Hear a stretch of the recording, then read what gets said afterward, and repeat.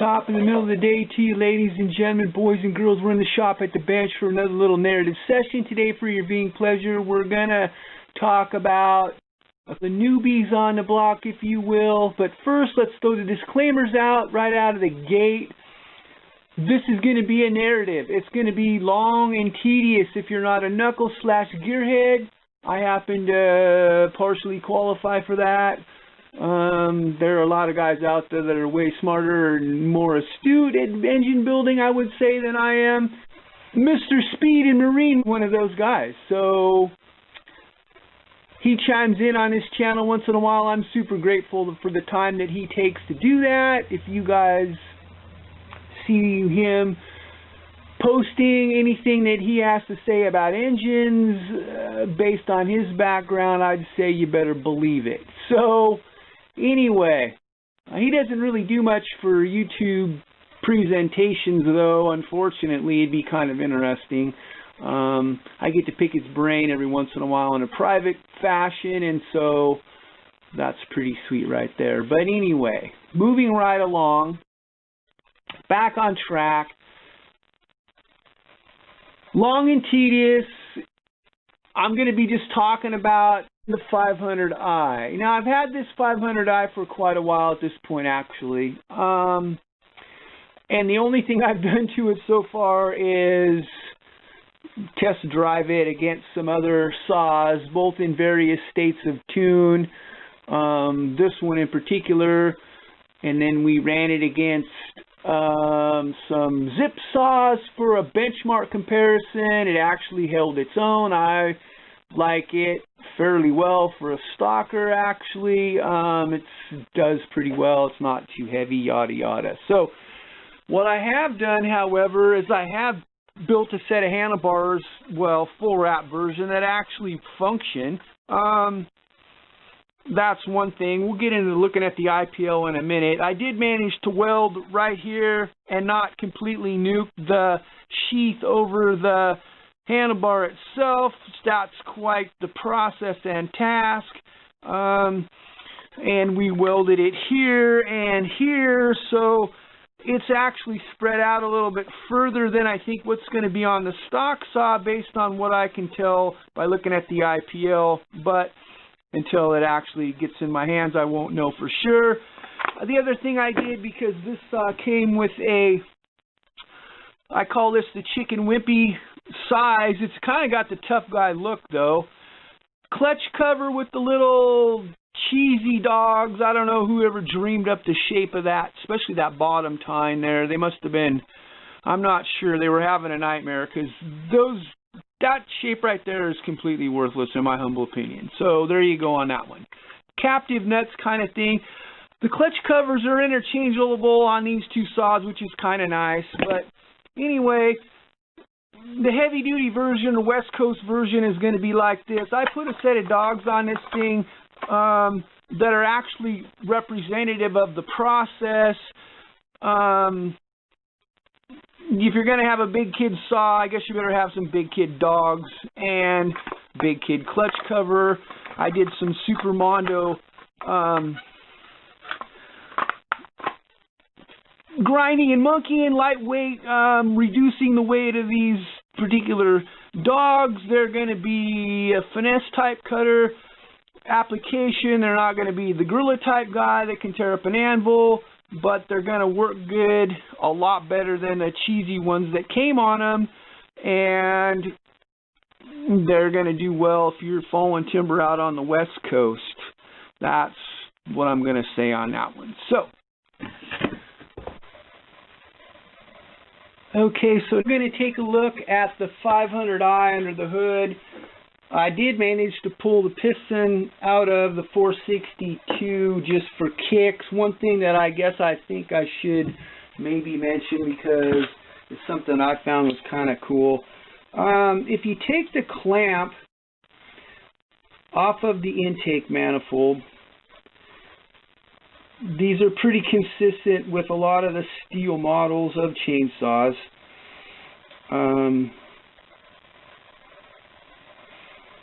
But anyway, if you pull the clamp that actually holds the intake manifold in place off. I was thinking about this after I shut the filming process down, and they have a nice fit with this manifold. It's not exactly just flying off of here, which is kind of cool. If you pull the clamp, and I'm going to have to get my special pliers for this operation, like a water pump set of pliers. And what I do on a personal level, whenever I'm working on a saw, and it came from working on my own stuff, and I didn't like the way it comes, you can see that there's an anchor nut on both ends, and there's a little piece that's bent around to help keep the nut in place, but it actually doesn't do a very good job. So what I started doing, and I kind of tilt the water pump pliers off so they're clamping down at an angle, running, if you look at it like that, they're kind of going this way. They're not, I'm not trying to go straight down, I'm trying to go a little bit back. So I'll tilt the jaws in there a little bit, and I'll clamp that down so that it's now, it has the nut captured. And what you'll find is you can take this apart once you've run the saw and you get a bunch of buildup in there. They're kind of notorious for just spinning their wheels in there. I don't know why they don't do that at the factory.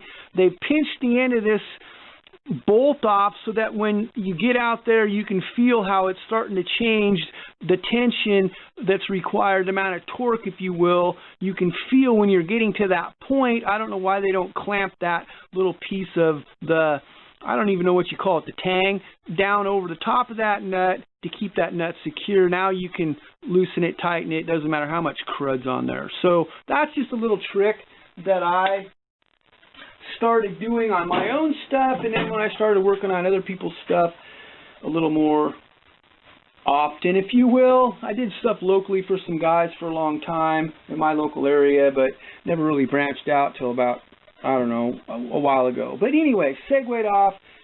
This saw is courtesy of my buddy Dave over in Ireland.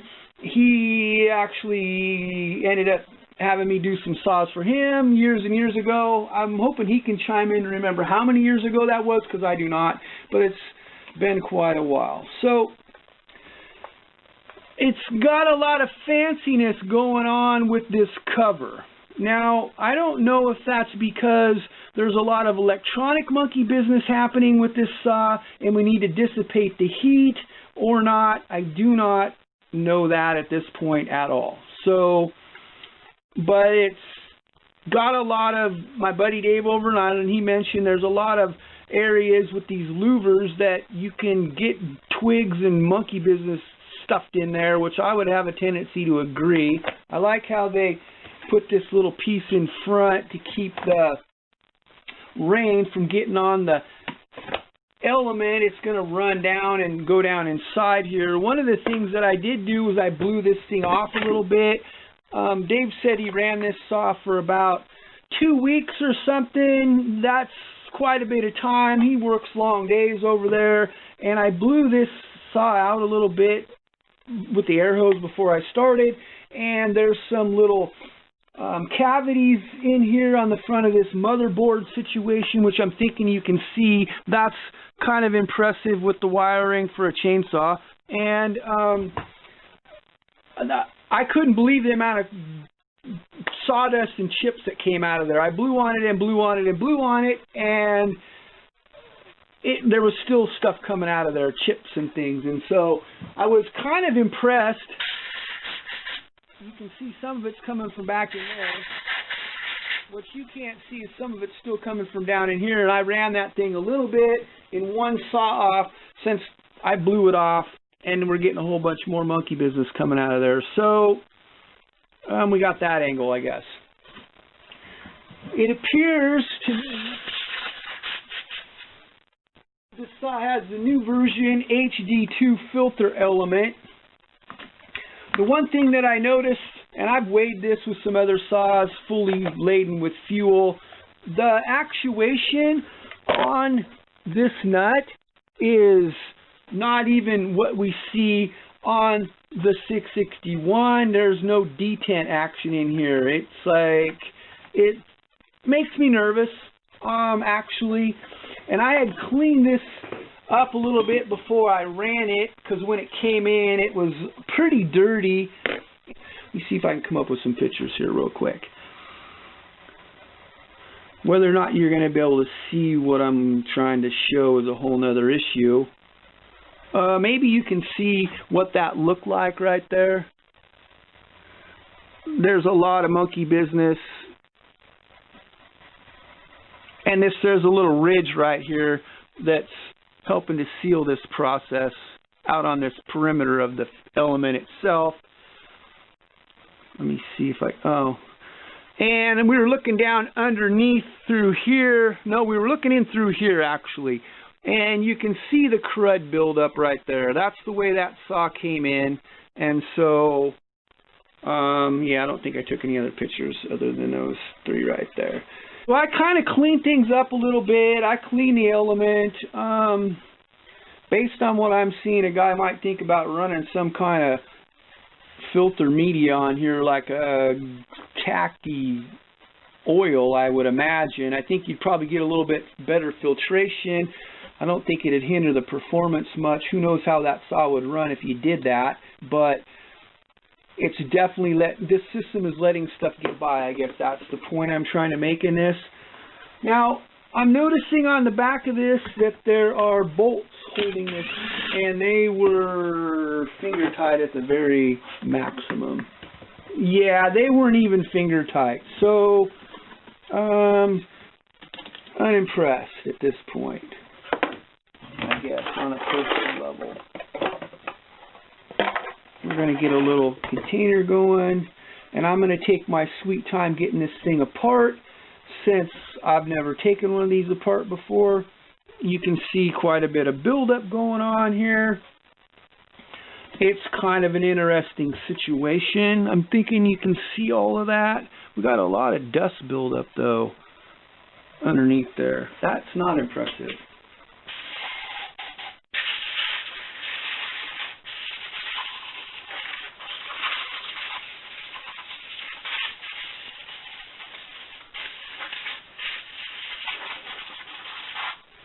Wow.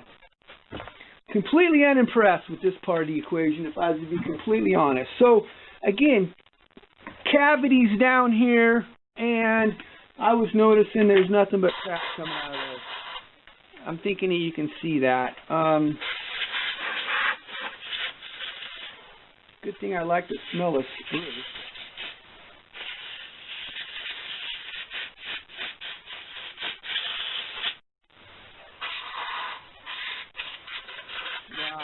We're going to pause this and we're going to go outside.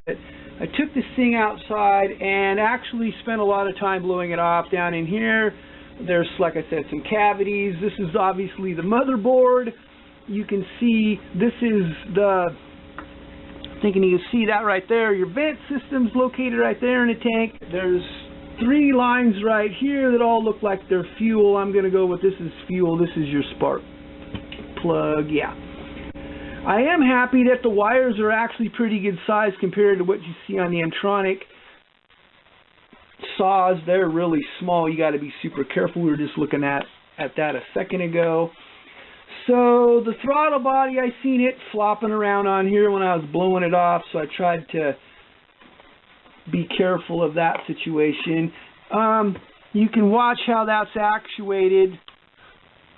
I like the fact that the Stihl chainsaws aren't a fly-by-wire situation like with some of the Husqvarnas and some of the Dolmar stuff. I mean, they have the wires get worn out and stretch. I prefer this kind of situation where it's definitely, it's on, and that's not stretching. So that's my personal preference. But if we take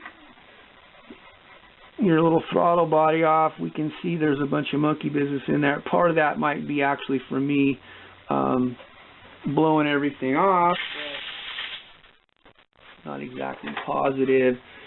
Standard looking ring situation here that keeps the intake manifold in position from collapsing and helps it to seal probably as well. Wow, this is kind of an interesting situation here. Let's take a look under this cylinder cover.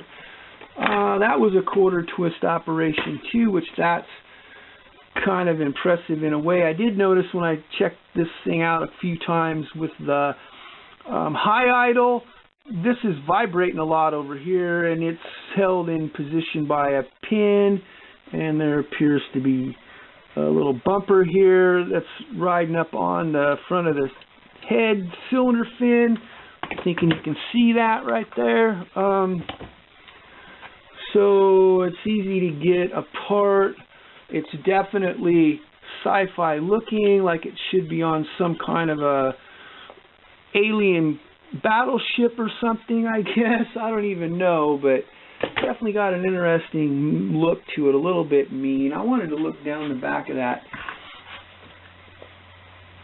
skirt and check that out real quick and see. Super long intake track, I am noticing that. And there's some monkey business in there too down low. Like again, I haven't even taken one of these apart until right this second. And so you're learning as I'm learning. Guess we better take the handlebars off now. What the heck?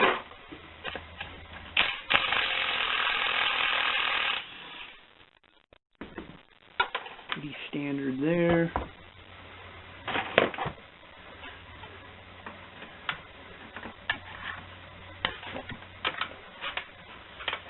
Take that upper spring mount off. One of the things I have to be careful with these custom Super Mondo dogs that I conjured up for this thing is they're sharp and they'll draw blood, but I like my dogs to work properly and dig in. Kind of interesting. And I think I already mentioned earlier on in this process, these are homemade handlebars as far as the wrap goes. In an effort to save weight, one thing I noticed in this process is the 462 has 40 millimeter long plastic screws, self-tapping if you will, holding the front and the back. And when I was working on these handlebars, I know that they put 32.5 in the front of the 500i. I thought that was interesting. Any little opportunity to save a little bit of weight, they were all over it. But they come off nice and easy, generally, in this saw anyway. So we'll try to do our best to get this apart without wrecking anything.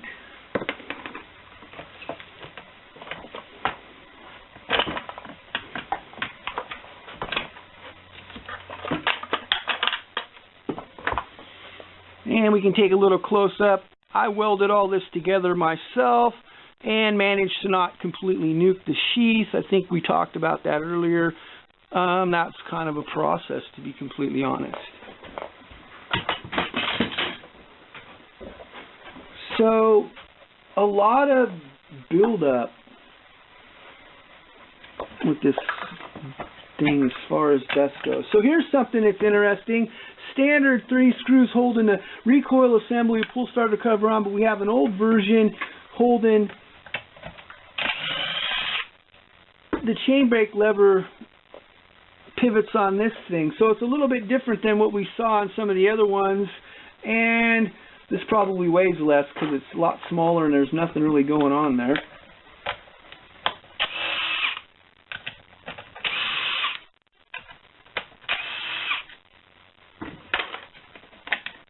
Okay. Again, we can see this has a little bit of runtime on it. I'm pretty sure it's not going to be a direct correlation fit with what we see on the 462, not even close. I had to check because I was curious. That's the only reason. But we notice there's no magnets on here. It's all underneath the flywheel, the electronic actuation for the computer. I guess at this point it's not even really a controller anymore, I would imagine. So that's pretty interesting. My friend Mike was kind of curious about the generator flywheel concept with the 500i, and I'm pretty lucky actually. I've never seen a 661 Arctic before, and I actually happen to have one in the shop at the moment, so by God's grace that worked out really well. So I thought we could take the flywheel off this 462 that's headed over to Europe, and we'll just take a look at the differential kind of up close and personally. It's going to take me a little bit to get this flywheel off of the 462, so hopefully we can be patient.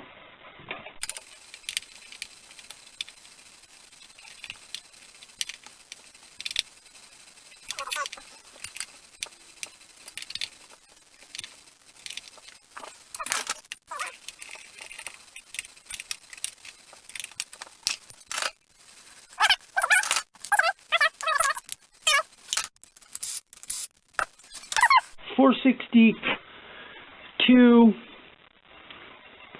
versus 500i. We can see those, yeah.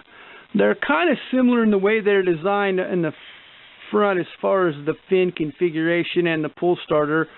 It seems like this material is a little thicker in this flange right here on the 500i, which we'll check it out. It would make sense that it's a little thicker. It's 2.62 millimeters versus 2.6 millimeters. So if we're not dealing with Mickey Mouse, I guess, that would be 81.5 and about 102.5. So the flange is a little thicker, which makes sense if you're dealing with a bigger saw, but conceptually they're different in the design. Dual magnet system. In the Amtronic saws, they're monitoring the speed of the crank. That's how they know basically how to limit the process and also control the fuel that's going into the carburetor through the solenoid that they have. But if we look at the weight of this flywheel, 298. If we look at the weight of the 500i flywheel, 310. So it's not a lot heavier, and it's quite a bit bigger saw and displacement. The one thing that I thought was kind of interesting, we'll look at the back side on the cases. There's some kind of little module right here that's grounded to the case. I don't know if that's monitoring something off of the flywheel as well. Looks to me like it's just a ground strap right there. This is the 500i generator.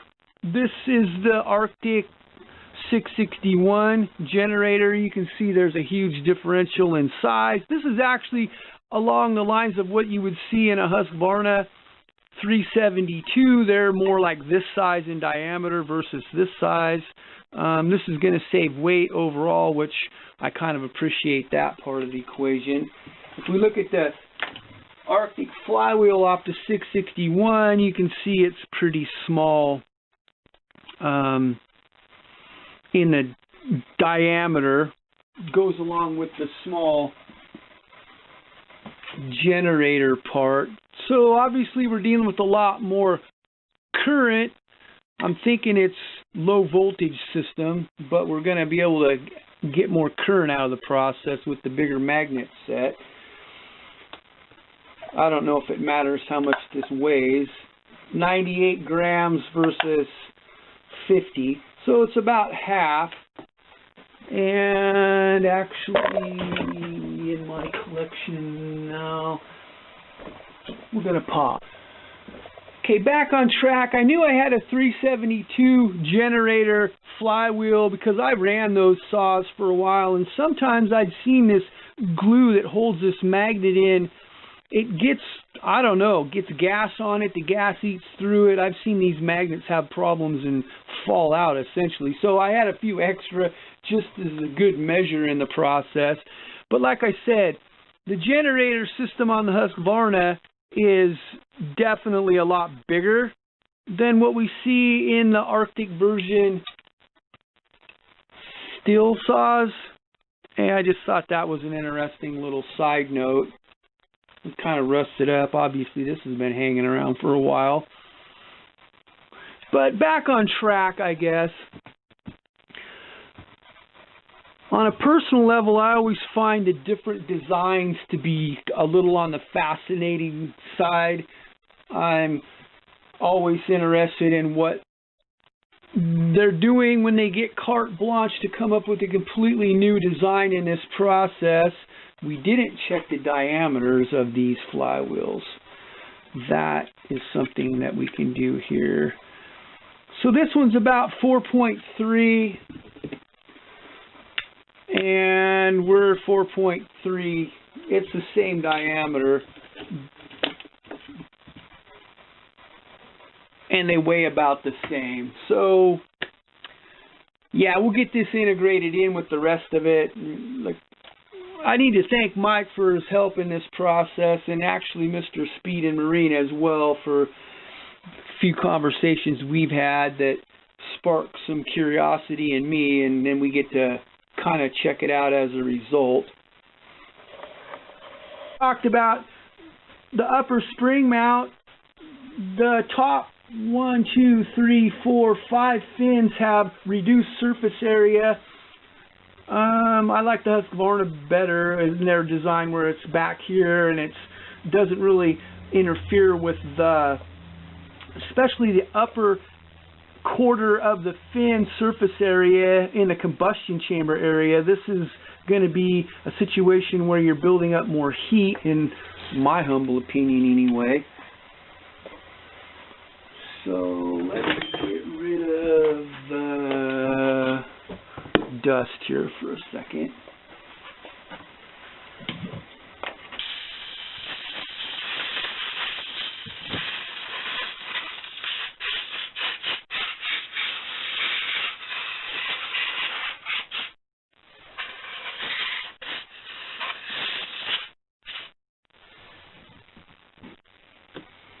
And we'll get rid of the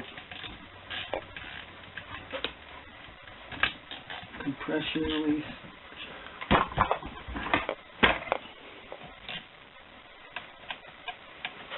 In this process, it's a little tight down in there.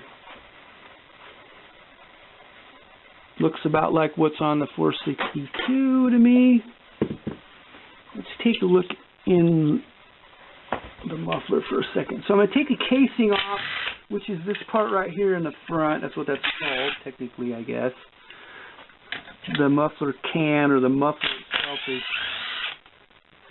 behind it. And we're using pretty short 5mm bolts holding the lower part on, lower part of the muffler to the frame, chassis, whatever. And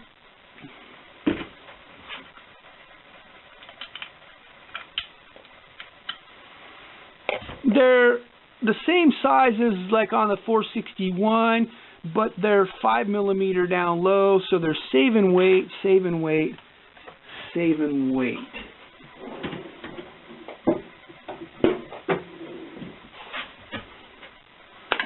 Oh, that one flopped right off there. A lot of times they're having a tendency to stick. The casing is. Got to be careful with the gasket, since in this country you can't run down and buy one. It looks like maybe somebody had taken this off already, because it's kind of deformed. I'm thinking you can see that. It looks real similar to what we see on the 462, but it's not the same, and it does not interchange. I thought maybe since they were so close in time frame and size that they'd be... Oh, here we go with the exhaust. Now the port doesn't seem to be twisted or tilted like what we see in the 462, but straight out. But the, I don't know what you call this, the baffle, the diffuser, whatever it is, I'm not sure what you call it, the baffle probably. There's a lot of baffles on saws, but it's actually tilted out, so it's blowing the exhaust around this way, so it's trying to get the wind effect happening and do a little bit better job. And again, we can see somebody was augering in there on that. Won't mention any names. I think I know who it might be though.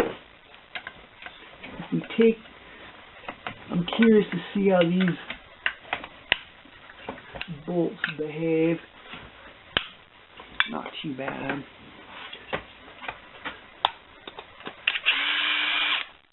They're not long like on the 661. So I think I mentioned this multiple times. They did their best to save weight. It's got a smaller gasket than what we see on the 462 and a smaller cooling plate. We're going to have to do a detailed comparison after all of this. So now we're going to blow it off again.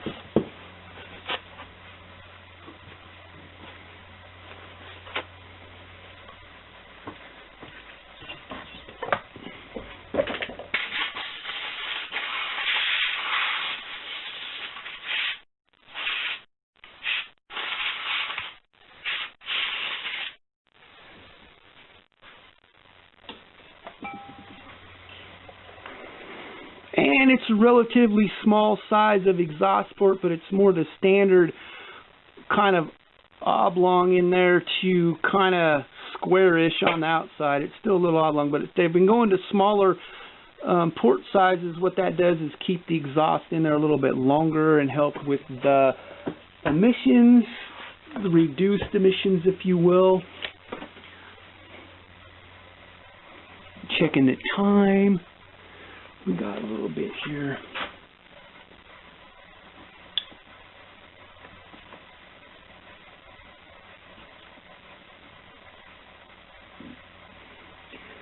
And you can see they have the little mini 10 mil plug in there.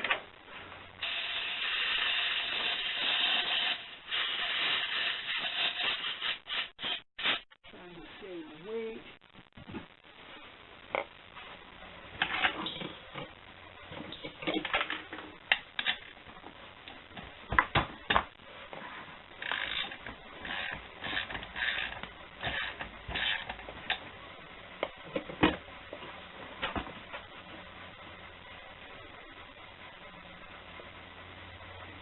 That quarter twisting is kind of interesting. Doesn't look like it's been burning very rich. It looks like it's been burning fairly well color-wise.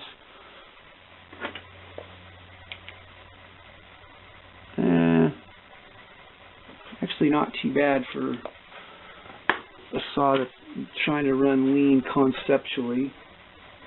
So there's a lot of wires and monkey business on this operation, and we're just taking our sweet time getting underneath the hood here.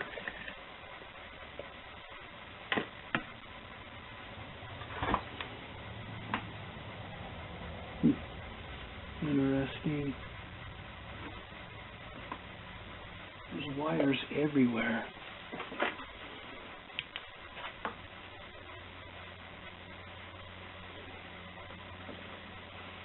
So this set right here is routed this way through and across. I don't see where it's doing anything to monitor the position of the butterfly at this point.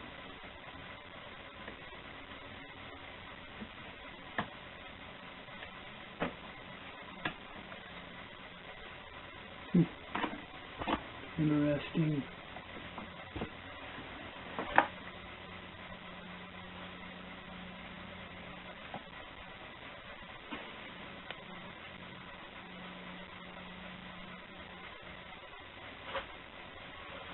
Sometimes it's probably nice to get the training to figure out how to deal with this stuff.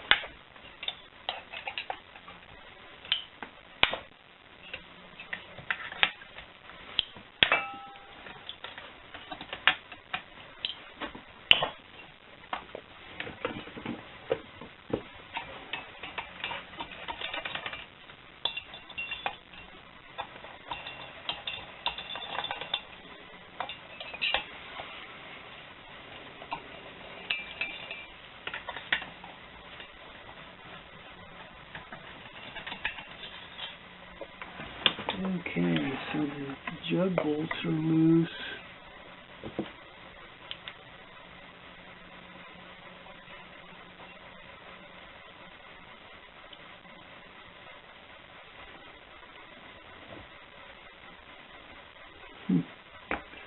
Interesting.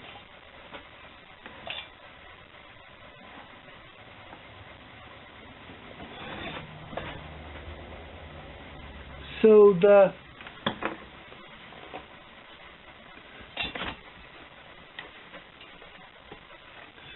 .462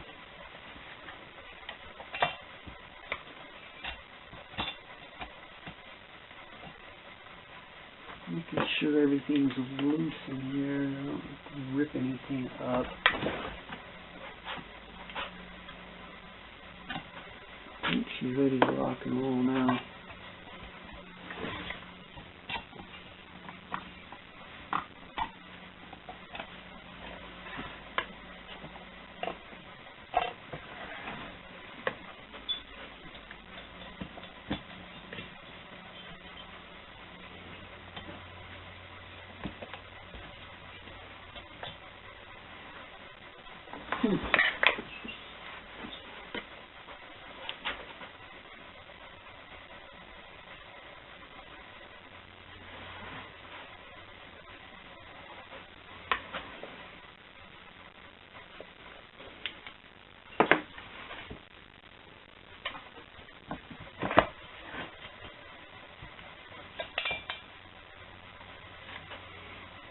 .6mm custom paint job too, but they're short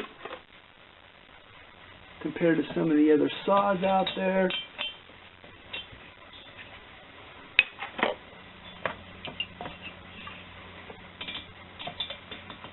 Kind of the difference between a 460 and a 660. The 460 has longer head bolts.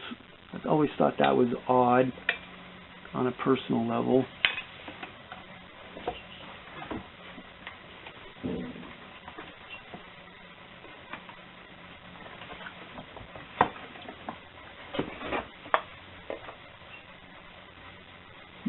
Interesting.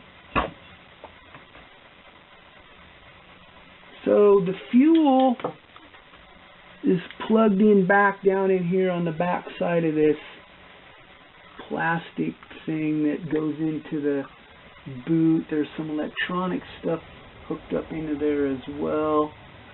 It's going to be fun.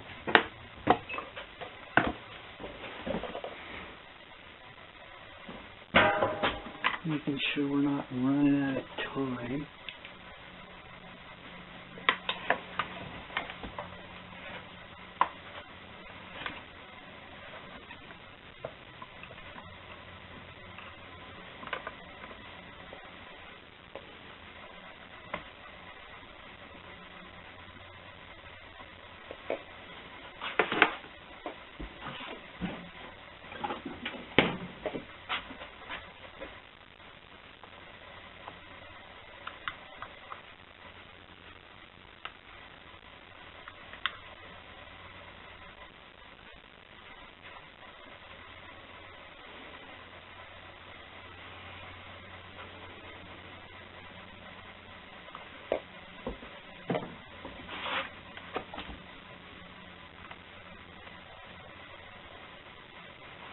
The fuel line where it goes into the little nipple. I don't know what you can see. I don't want to twist it out of there too much.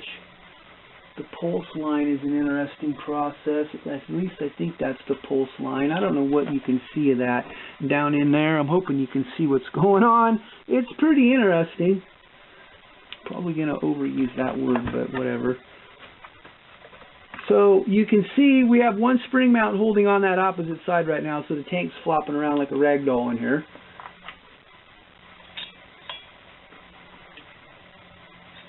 I'm going to leave the tank pressure real quick. Get a face full of gas down here.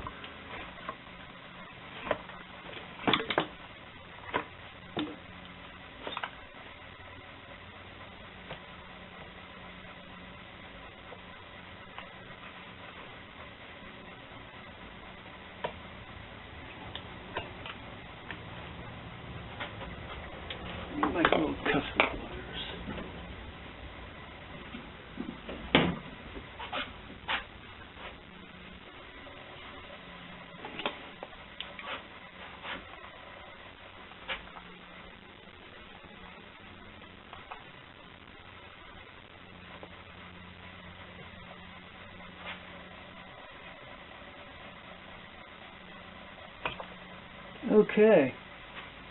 Into the fuel line's pretty interesting looking for sure. May have her.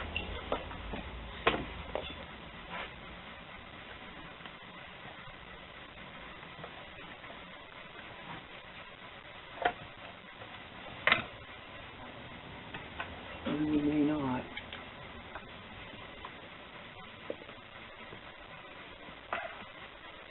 It looks like this is the main wire that runs the program from underneath the flywheel as far as sending a signal.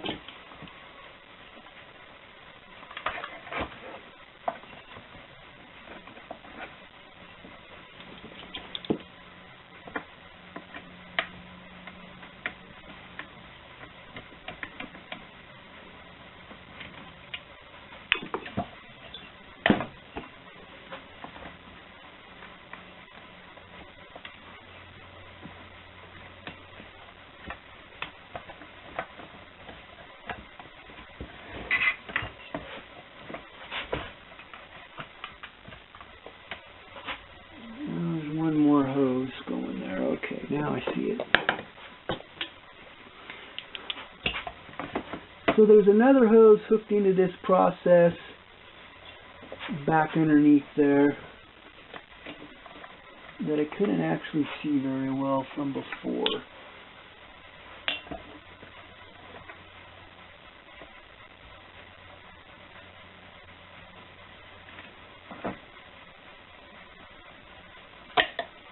Okay. We may be free.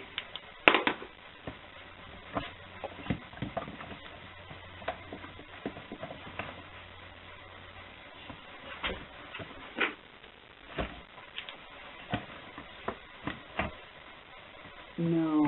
Oh my gosh.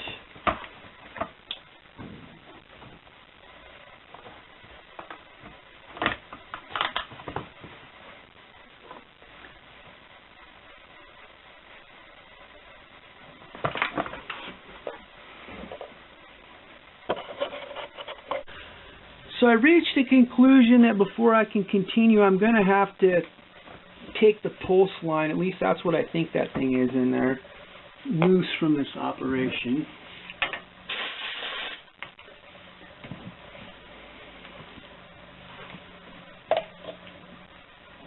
All these lines are special custom molded.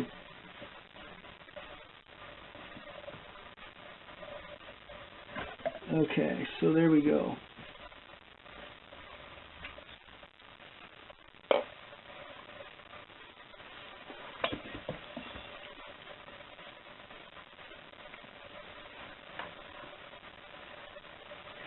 This is like super impressive.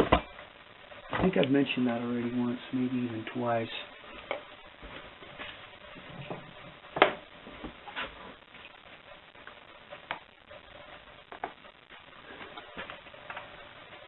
Impressive doesn't necessarily mean good. However, I am kind of a simpleton. I mentioned that online in my YouTube channel videos before. I like the KISS method on a personal level, especially when you're trying to do timber foaling. You don't want to have more complicated equipment. You want to have less complicated equipment. So now that we got that loose, we can see the custom mold situation going on here. The motherboard situation here. And yeah, no on-off switch, just an off switch. You pump this up, the primer bulb, and you got to do that every time you start. Well, I think it does it when it's pretty warm. You can do it without actually priming this. I'm starting to learn how that thing works. Yeah. Okay. As we continue.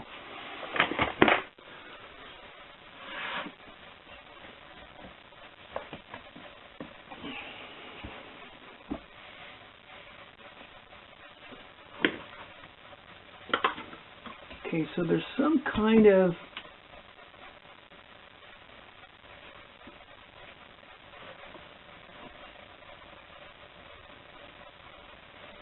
That's just a rubber grommet holding this wire in along with this wire.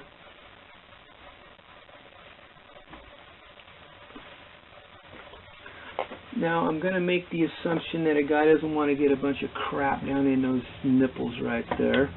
I will make that assumption.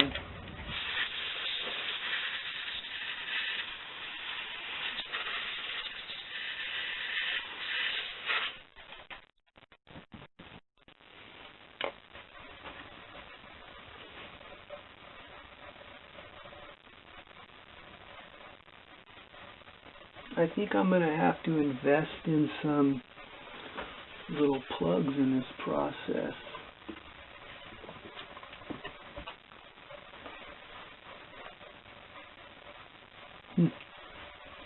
Interesting.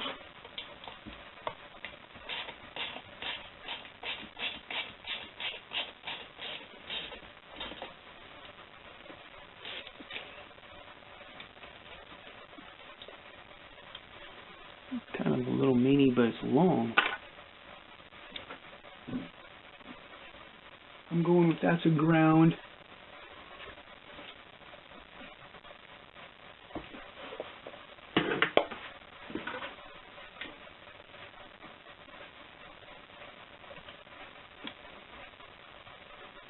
Okay, we might be free.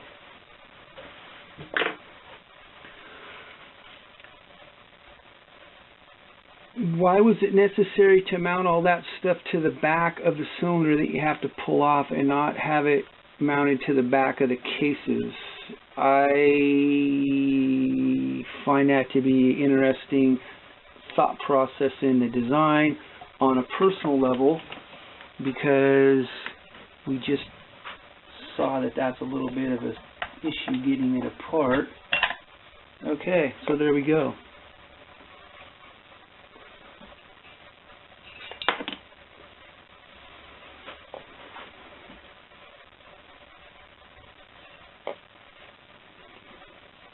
It's apart, kind of. It's super impressive to get apart, definitely.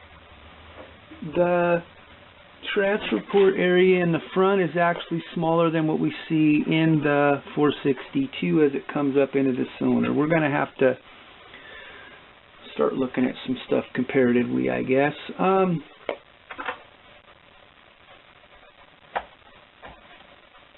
They got a pretty impressive magnet going on underneath there, that's for sure. Same situation where the cases have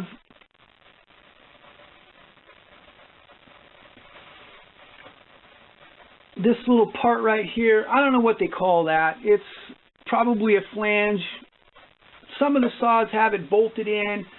Some of the saws have it cast in. The 462 is cast in. The 461, 661 is bolted in. And so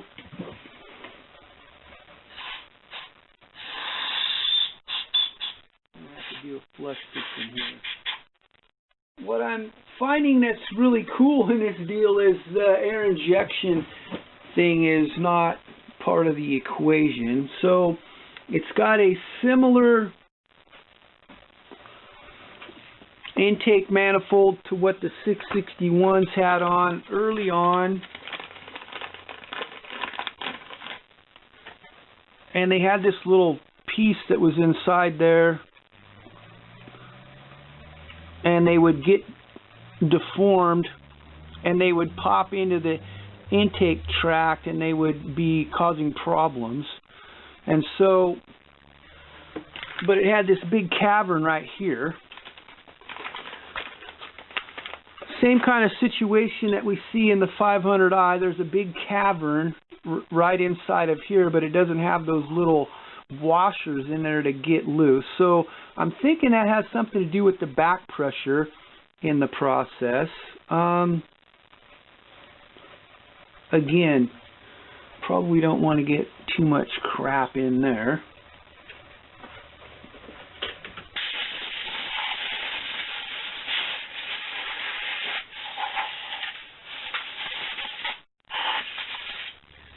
So I did learn a pretty valuable lesson in the process of taking this saw apart. But if we look at the piston, it's a little shorty.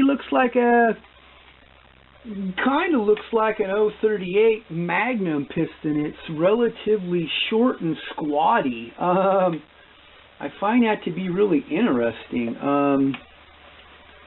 A little bit of sign of some wear, maybe a little bit of crapolio coming through the process. But yeah, more of an old style piston than what we see in some of the quote-unquote air injection saws.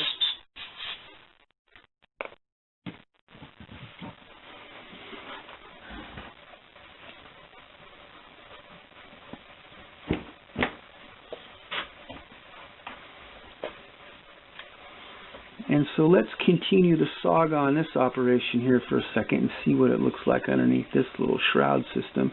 It's going to help direct the flow coming off the flywheel underneath and around the back side, which is kind of cool. Yeah, we're definitely going to have to get some little plugs for this process here, I'm thinking.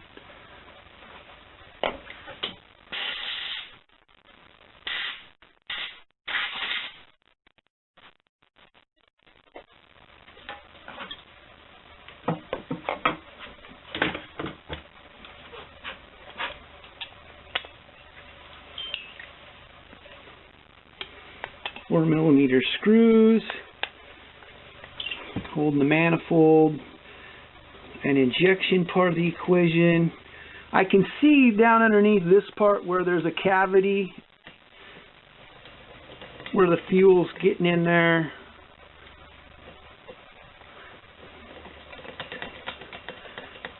So it's not really doing it in a throttle body, quote unquote. It's not direct injection into the cylinder, which I'm sure that's coming next.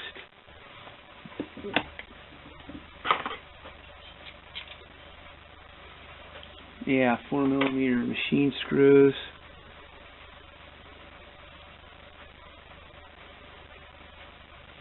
A lot of buildup on this thing.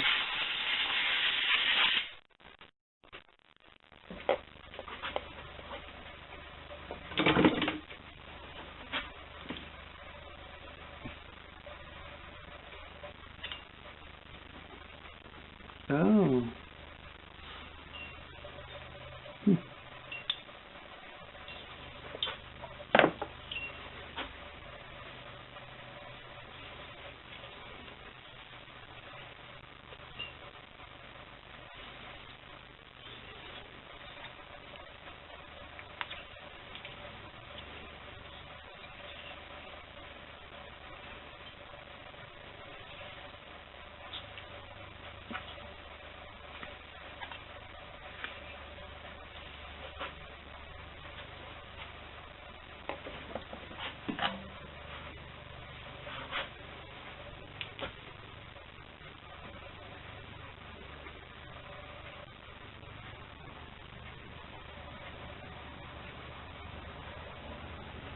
I'm thinking that this piece right here is actually what clamps the manifold onto the cylinder. That's what I'm guessing, but I can't tell exactly, and I'm afraid to like tweak on this thing since, again, I think I mentioned you can't actually get parts for this saw in our country since it's not actually in this country yet. Wow. This is kind of impressive. I think I've said that like multiple times in this process.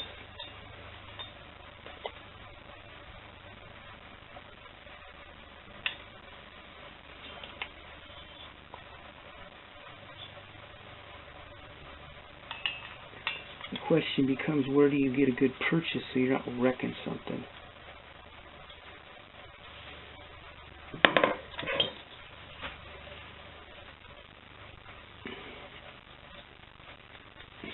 If we watch, we can see the manifold rotates with this little shroud thing.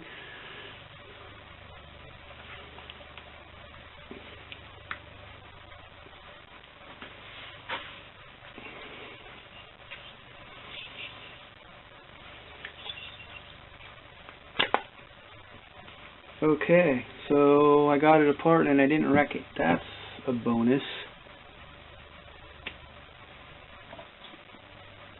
A lot of parts on this thing.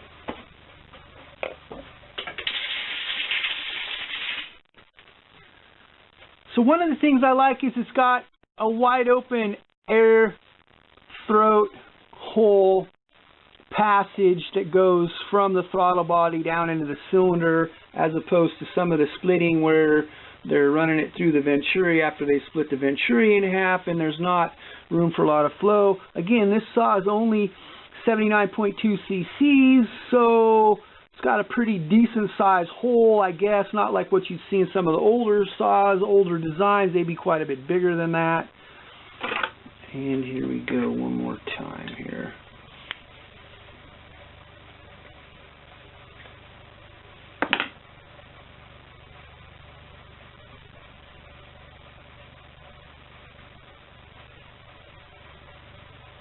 It's grounded to the cylinder. I'm thinking that you can see that right there.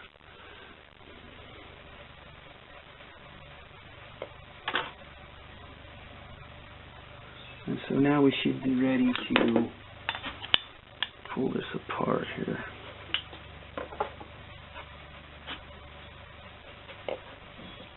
I'm going to blow it off one more time.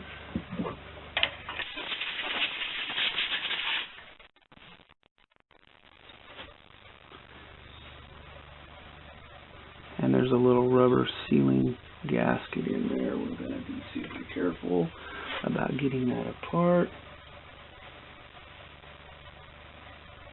lest I wreck something that I can't replace.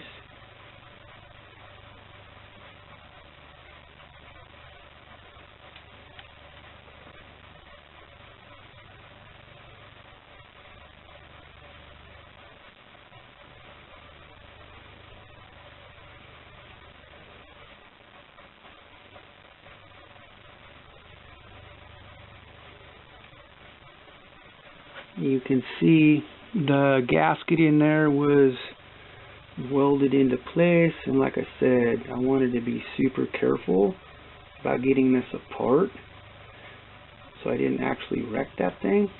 And it appears that we have no transference of color, which is super nice, which means I probably didn't wreck it. But here now we're looking in. So we can see through here, we can see the cavity. Here, I'm going to help with this process. I'm thinking that we can see back in here where the finger on the end of my screwdriver, this one, is basically down in. There's a little bit of a cavity. I could see that looking down through initially. Wasn't sure what was going on in there. If we look at where it bolts onto the cylinder, it's actually pretty good sized right here, so they're allowing some of the blending to happen, but I'm hoping that you can see that in there. There's a little orifice in there.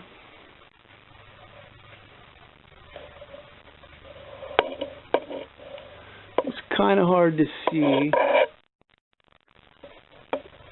There's that little silver hole back in there. So the fuel's coming in right there. I have no idea what that thing's called at this point, but I think I explained that's an interesting concept. So we have an IPO for one of these things.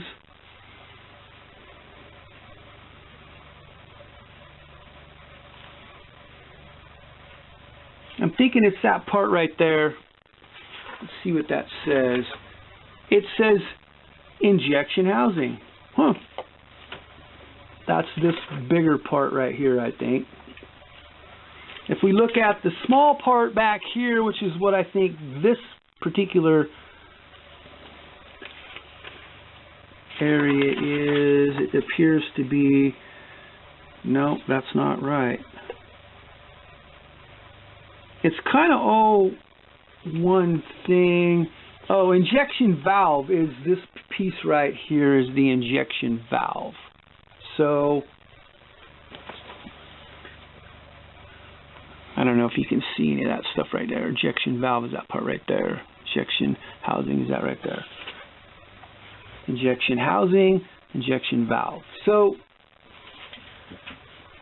let's look at the handlebars real quick. So you can see how they come out and they go around, but they don't have much of a nice, gentle, gradual, and they don't look like they go out very far forward. I think that's one of the reasons why I built the handlebars the way that I did for that saw, but kind of digressed.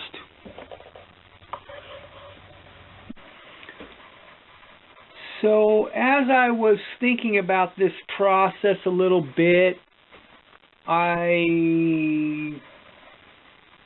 thought maybe I could throw out a couple of options for taking care of one thing in particular that I noticed, and then an option for another thing in particular that I noticed. Maybe we'll look at the tank first. So the 500i tank is kind of impressive. We went through that already a little bit, but we're looking at a lot of dirt. This is only a few weeks of runtime, so I actually didn't expect it to be quite so impressive, the buildup underneath there, but it is what it is. And so next time I'll probably take care of it in a little bit different fashion, but I wanted to take it apart as it sat just to see how things went without doing a bunch of cleaning necessarily. A lot of molded lines. This is the pulse line here. This is the primer line, and this is the main fuel line going into the tank. But a guy's going to want to plug those holes up. And years ago, we're talking back in the middle of the 80s, I started working on my own stuff. I watched a so-called quote-unquote mechanic in a shop putting 2100 crank bearings on one of my saws with a hammer and a socket. And at that point, I was fairly young, but knew that that was not the proper way to do that, and I kind of started working on my own saws after that. That's just a little history segue there. But anyway, what I used to do, and there was only one line that you had to deal with on Husqvarnas back then, because I was running Husqvarnas back then, and I would take a 5mm screw, and I would make sure that the threads were clean, of course, and I would just screw it in the end of the fuel line. That was what I used for years and years. And then a couple other saws came out later on, the 372, which is the predecessor to the, the successor to the 371 and the 385. 371 came out in, I don't know, 97 or whatever that was, middle of the 90s essentially. But anyway, they have a little stop screw that goes through the cases, and it's anchored inside of a recess in the tank, and so it prevents too much movement, too much stress on the spring mounts, I guess essentially is what they're doing. It's a stop. I'd take this after that, and I'd put that into the fuel line itself because they fit right in there nicely. You're still screwing them in a little bit. That'll stop the fuel from getting out. It'll keep the fumes from getting into your shop and making you say funny things, I guess. So that's one of the other avenues. I actually got wise at some point and found a golf tee in the process. I don't even remember when or where that was. That was quite a while ago too. And then you can just stick it right in the end. It does a pretty good job. And then one of my clients actually sent me a saw, and it came in with a fancy kind of tee, and I thought to myself, I need to upgrade my process a little bit. So I went to the golf shop, clubhouse, whatever you want to call that place, and I got myself some super awesome colorly coordinated tees essentially, and so now I can plug each one of the holes with a different colored tee so I can not forget, I guess, although it'd be pretty hard to get those mixed up the way they're oriented on the saw underneath here. And one of the things that I thought maybe it was important is when you're blowing this thing off, when it's all hooked up, it's one thing. When you're blowing it off and it has debris everywhere, it's a completely different situation. And so I always go with the line of the hoses. Essentially, that air is going to create a vacuum. It's going to be moving the lines around, and stuff's going to want to get loose and move around, and then the vacuum is going to end up have a tendency to pull that stuff if you get any little particulates down in the end of the fuel line, pulse line, primer line, however you look at it. So if we go back to the plug situation, now that we've cleaned it up, we can take the individual colored plugs, and you could actually explain that to somebody if you had to. The orange plug is the primer line. The pink plug is the pulse line. I don't know, just, I guess, being funny at that point. So we kind of looked at the injection module a little bit, and I was thinking about storing that thing in a plastic bag. I stuffed it in there when I pulled it off the saw, and then I got to thinking about, you buy a new carburetor, a lot of times they'll come with a little plug on the end of the nipple for the fuel line. And so I went to the hardware store and I gathered up a couple of the little plugs and stuffed them on there. So now you don't have to worry about stuff getting in there. We kind of discussed what's happening here a little bit. I mean, the 462 runs a carburetor. They have a venturi, which is a place where it's neck down. The fuel nozzle's dumping fuel in at that point for the high-speed circuit. The air is going to go faster as it goes through the venturi because it's smaller. So it speeds up, so they're trying to get the atomization process happening. If we look at this, I kind of talked about this already.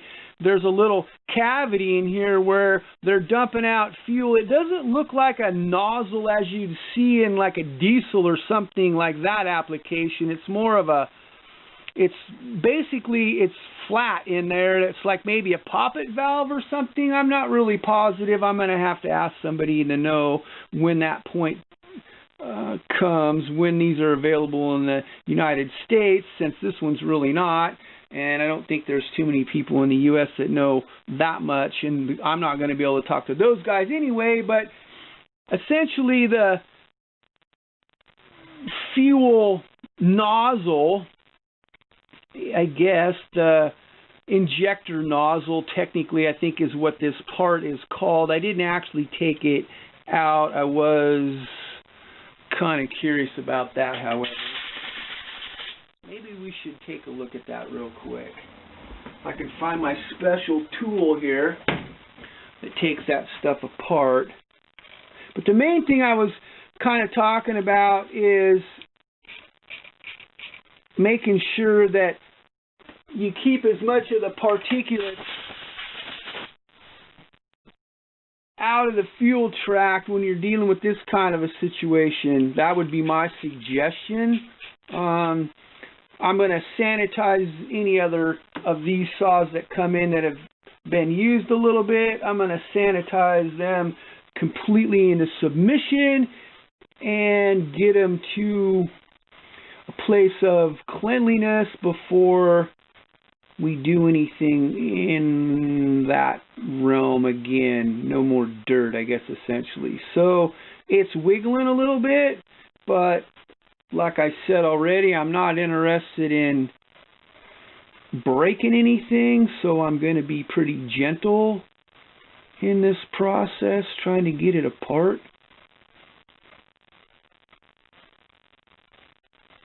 You never know, like something spring-loaded in here. I mean, I kind of doubt it, but who knows?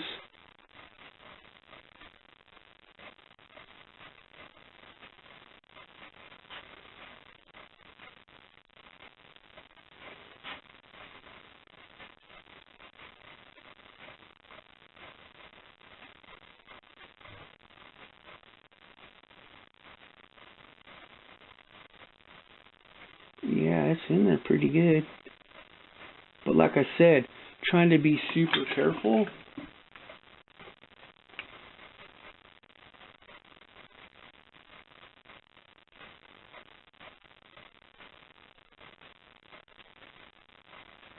Got another one of those little green colored seals in here, I think.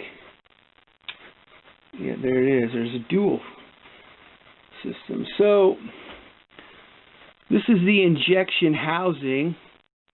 This is the injection module, the two of them together, and this is the fuel injection valve. So there you go. It's kind of an interesting looking operation. Again, you can see down in here, it doesn't really have a nozzle. It's just flat in there. Nozzle being something that was teardrop shaped on the end, maybe rounded. Kind of an interesting concept. It's coming in right here. You can see, well, maybe you can't. I'm not going to blow this thing off because I don't know if that's something that's okay. It's going straight through down in there. There's nothing in there I can see that's noteworthy or impressive at this point.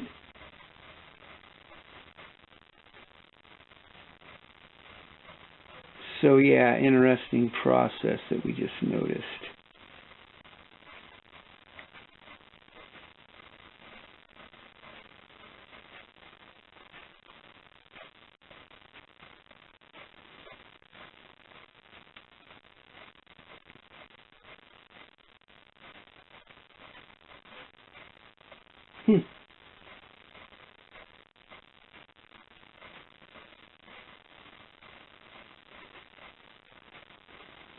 Injection nozzle. So at least you can replace it. I'm kind of wondering if it's going to have issues like the solenoids are doing. Well, they used to be doing a little bit more so. The early version Mtronic systems had that solenoid in there, and they were kind of a known quantity for being a problem.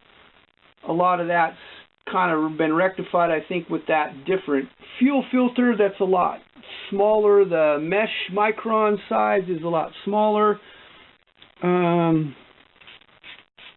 I'm going to put this together real quick before I forget.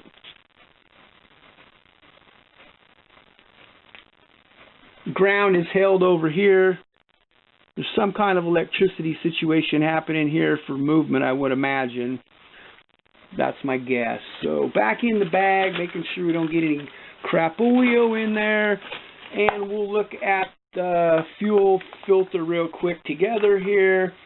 I've looked at it already, but I'm going to let you take a look in there. Maybe you can see it. It's got the gold fine mesh element, which leads me to believe that there's a solenoid system that actuates the fuel delivery in the injection module housing.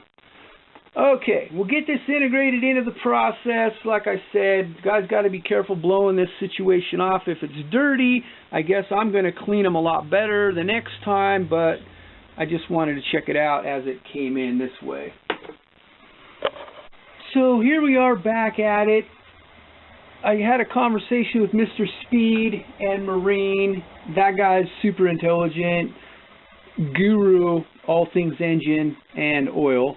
But anyway, we were kind of talking about the pump system. If it's fuel injected, it has to be under pressure. I basically made the assumption it's some kind of low pressure system.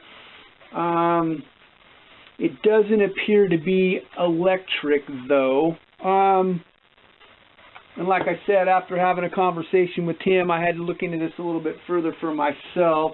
So down in here we have the ignition kill switch, and we have the primer bulb. This is kind of one unit right here. There's multiple hoses going on in this process, and so I thought maybe we could take it apart and take a look in there and see what that actually looks like. I was curious myself, again, after having that conversation.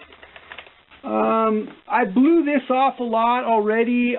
For 2 weeks of runtime, I couldn't believe the amount of debris coming out of here. We're going to hit it again real quick. Get rid of any of the extraneous in there. And so you can see it looks like we're using the pulse, which is this line right here. And it comes in on top over here. Thinking that you can see it's this hose right here. This is the primer side of the circuit. This is the, obviously, I think we're going back into the tank maybe. Yeah. The fuel comes in through this one right here, and it goes back in through this one right here. So, just to verify that part of the equation. And it kind of just slides once you take that little plastic piece out that holds everything in. We're going to have to get rid of the coupling between the fuel line and this apparatus here, which I'm not exactly positive what they call that yet. And again, can't buy parts for this thing, so I'm trying not to wreck anything.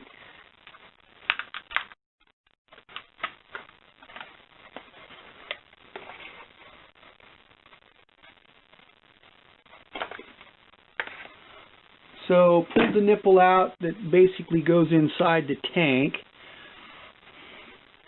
And we do have wires coming across, but I made the assumption that was for the kill on the ignition part of the equation.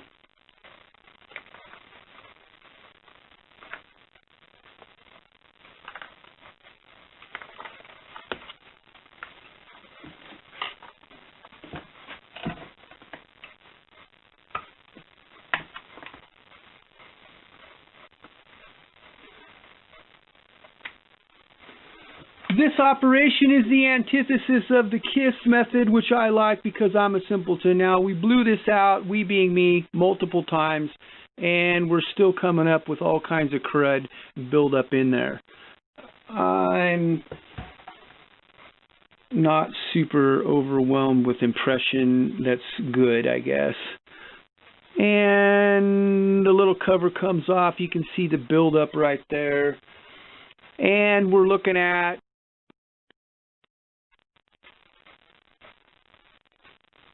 definitely, I'm definitely positive that we're dealing with the wires are only working the kill switch. And this looks like a diaphragm cover on a standard carburetor, which makes sense. Some kind of relief system here, pressure relief maybe, I don't even know. I guess I'll have to take that apart at some point and check it out.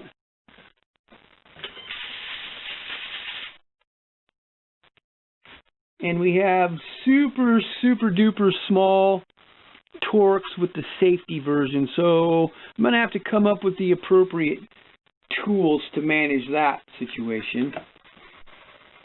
I took a second to come up with my IPL, and the part we just took out of the tank is this ensemble right here. If we check the actual injection pump, the number correlates with this here. So basically we're looking at this part of the operation is the injection pump. And I just happened to come up with my little specialty tool here.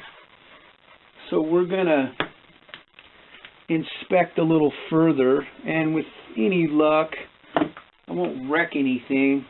Like I said, I've been pretty careful to do that. However, I can see, since there's gas in this primer bulb, that it's going to be a little bit of an issue, I think. I'm coming up with more tools here.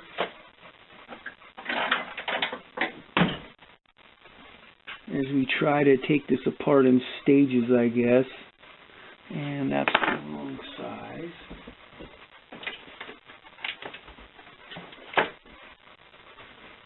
we'll try this one here. Number 2 works on this one. Number 1 did not. Phillips.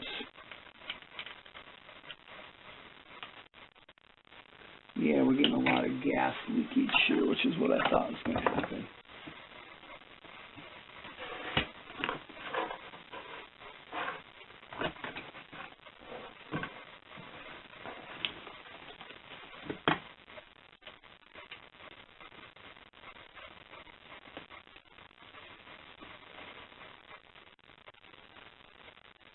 So because we have a pulse circuit going into this operation, I'm going to go with the pump is run off of a vacuum situation. Yeah, now we're leaking like a sieve here. So we're getting into the back side of it now.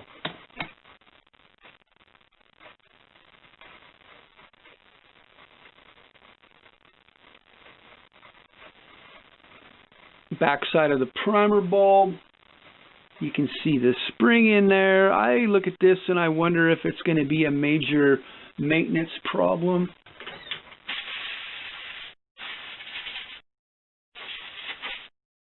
Get rid of any of this debris right there. Find my little special tool.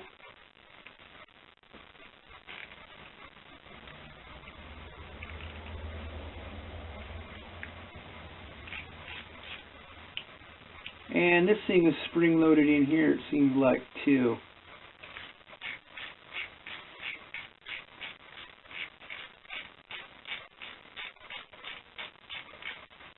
Generally, the first time when I'm working on something like this, I'm taking my sweet time because I don't have the luxury of going to school and getting an education on the proper dismantling technique and what you need to watch out for and be cautious of. Definitely is a spring in there.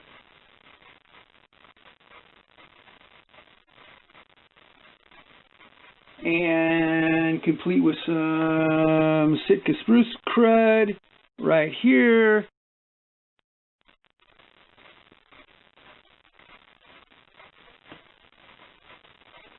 And then we can see there's a diaphragm in there that looks similar to what we see in some of the regular carburetors.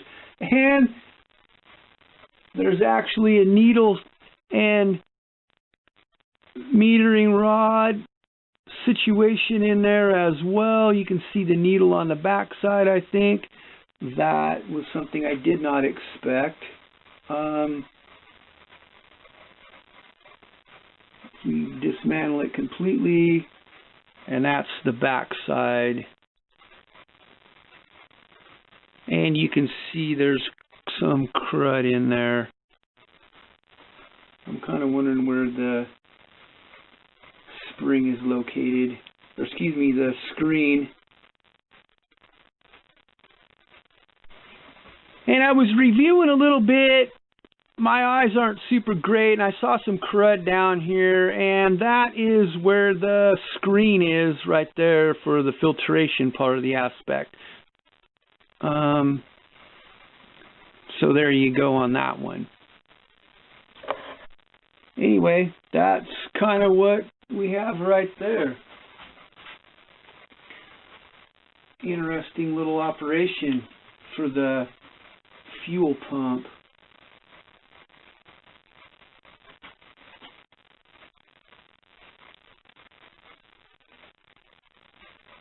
There's your pump diaphragm right there.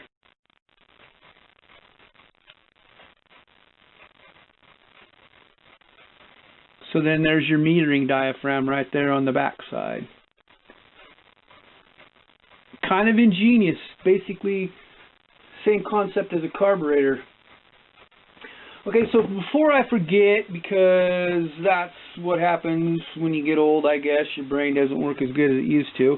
This is a generator out of a 661 Arctic saw, which is right over here on the bench. So it came in and we had a little bit of a problem and the Arctic didn't work. I didn't find out about that until later in the process. So anyway, the thing that I find interesting is this is the generator out of the 500i. This is about kind of the size that you see in a lot of the Husqvarna generator saws.